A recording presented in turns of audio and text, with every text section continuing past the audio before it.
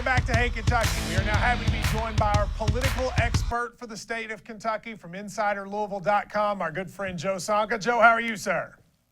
Doing good. Thanks for having me, Matt. All right, I got a lot of stuff I want to get to, but let's start with the situation at U of L. Papa John and the Board of Trustees meeting sort of broke open the thing you never talk about, which is U of L athletics and where that money's gone, et cetera. What did you think of his statements, and what does it all mean? Well, I think everyone's trying to figure out what it means right now because Papa John Schnatter was extremely vague in his criticisms of U of L athletics. And it's kind of touched off a storm of speculation all over the city in terms of what's actually happening here. He said that you have to fix the athletics department before you fix the university, but he didn't really give a lot of specifics. So we're all kind of wondering at this point what he's specifically talking about.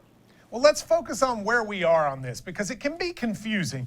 There's an audit coming up of the U of L Foundation. And is kind of everything on hold until that happens? Am I correct about that? Yeah, they're having there's a forensic audit happening right now, and the results of that are expected probably in early June. And they're looking at all of the scandals that have happened around the foundation in terms of its spending, the previous James Ramsey administration. So they're looking into everything that happened there, making sure they're accountable on how they spent their money, how they invested their money. And so whether this relates to the athletics department, there's a question because obviously Tom Jurich, the athletics director, received a pretty handsome deferred compensation from the foundation. The big question is this. Is the issue that a lot of money was paid to people and we don't even know how much of it was paid? Is that kind of where we're going with this? There was a lot of questions about who was getting what and when. And I think over the past year, there's been an actual real reform effort to kind of shine some light on the foundation and see who was getting money. So I think the forensic audit is going to be most likely the final say on that. And if there's anything that we haven't found over the past year, you figure we're gonna get a look at that in June. Now let's switch gears to the Yum Center. I had Representative Phil Moffitt on my radio show today who talked about the Yum Center problems, et cetera. And it was amazing to me listening to him talk about what a bad deal the sort of taxpayers of Jefferson County got with the Yum Center. Do you agree sort of with that sentiment, and what happens there now as the state kind of is beholden for it? Well, that's another situation where there's a huge question mark because Phil Moffitt was one of about 6 people, I think, in the state house that voted against it, overwhelmingly passed.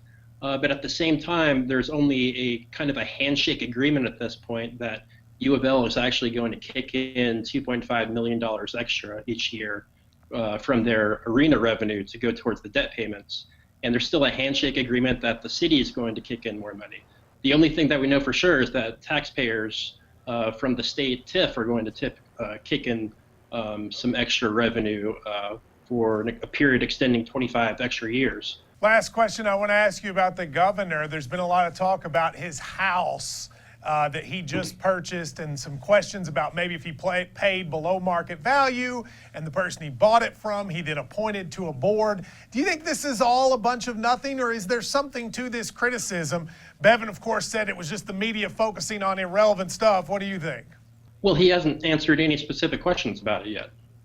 If it was really nothing, he would get out there and explain it all and say that this is nothing and prove that it's nothing. But if he's not going to answer any questions about it, then that leaves one to wonder whether he's trying to hide anything.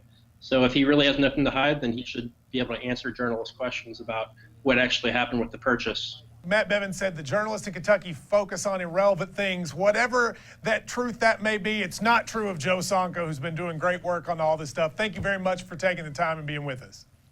Thank you, Matt. We'll take a quick break and be right back here on Hey Kentucky.